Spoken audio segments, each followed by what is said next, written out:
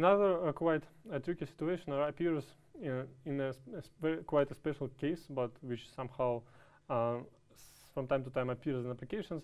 And this is the situation when the saddle point of the expression in the exponential coincides or comes nearby the pole of the pre-exponential function. To make it more precise, let us assume that we are evaluating the integral again with a large parameter with expression of the following form. And ну сейчас, ну эти линии, они символические совсем, что ли, смысл имеют? Окей. Надо их тогда рисовать так, чтобы они как бы отражали реальность, наверное.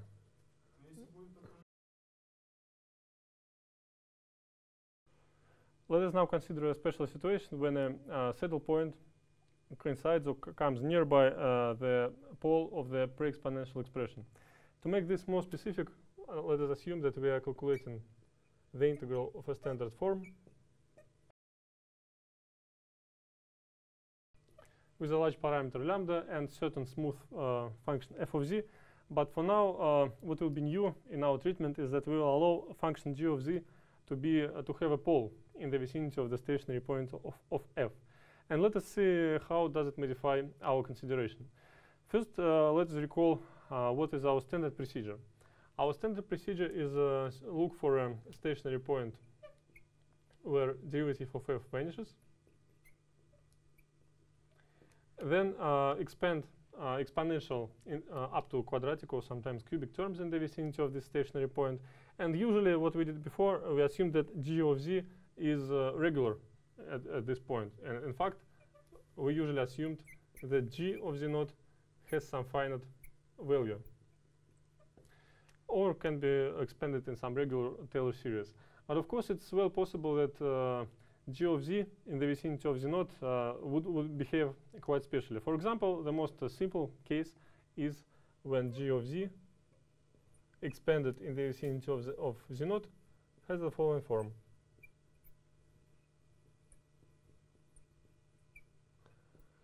This is a singular term, which is here just left alone, plus some regular part. The regular part itself can be dealt with in a very standard way.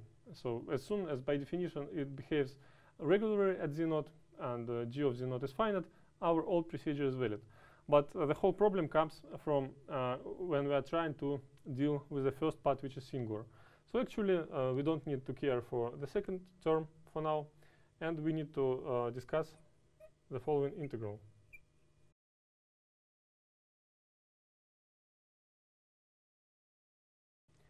And for now, we recall that we are assuming that the stationary point of f of z is just the same z naught.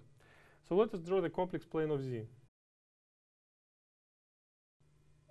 And let our original integration contour pass something like that. It may well pass along the real axis, but that doesn't matter. So next, let us assume that there could be actually several possible situations from now on. And they differ by the fact of how this stationary point or pole of the pre-exponential expression is oriented with respect to the integration domain gamma. So let us assume for a second that this z naught is above this the original integration path. And again, for the sake of simplicity, let us assume that this z naught is a regular stationary point, meaning that it is that f of z can be expanded up to the second order, which doesn't vanish in the vicinity of this point. Then, in principle, we need to find, as usual, the direction of the steepest descent. And our standard procedure would be again to shift the integration contour gamma in such a way that it comes by the pole or the stationary point. So this is our new integration contour. So after we have slightly modified our integration contour, we now need to estimate the integral from this gamma prime. And there is a certain new feature here that what we have dealt with before. We used to deal with the integration contour which passes through the node as a straight line. Now we have to be more careful, and we need to draw this certain semicircle which passes around the singularity. So this new integration contour, gamma prime, can be separated into three parts. This is gamma 1 prime, a part of the straight line which reaches almost the pole. Then there is a circle, the circle of radius epsilon, so let us denote this part of the integration contour by epsilon. And there is final contribution, which we will denote by gamma 2 prime. So now we're dealing with the following expression. So we need to consider integral over gamma 1 prime plus integral over epsilon plus integral over gamma 2 prime.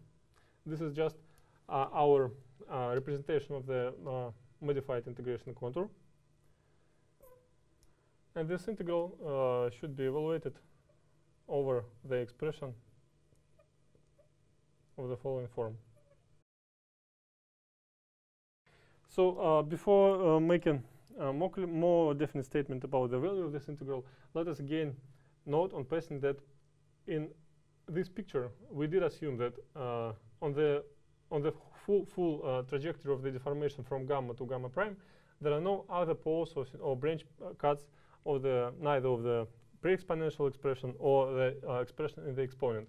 So we are assuming that this whole region is free of singularities or branch points of any kind. So now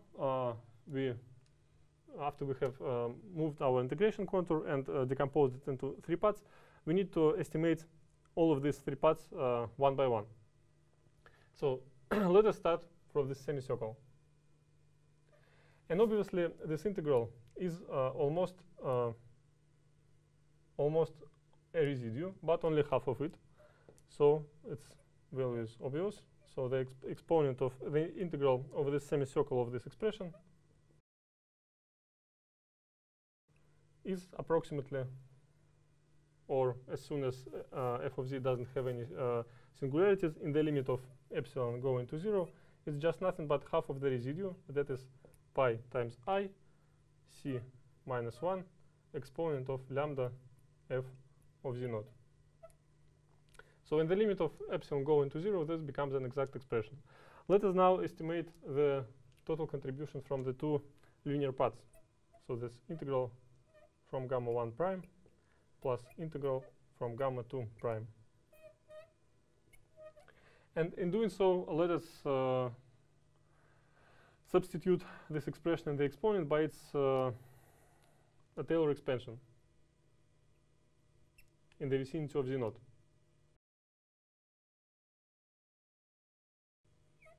And parameterizing each of the contours by the distance from the singular points, we find out that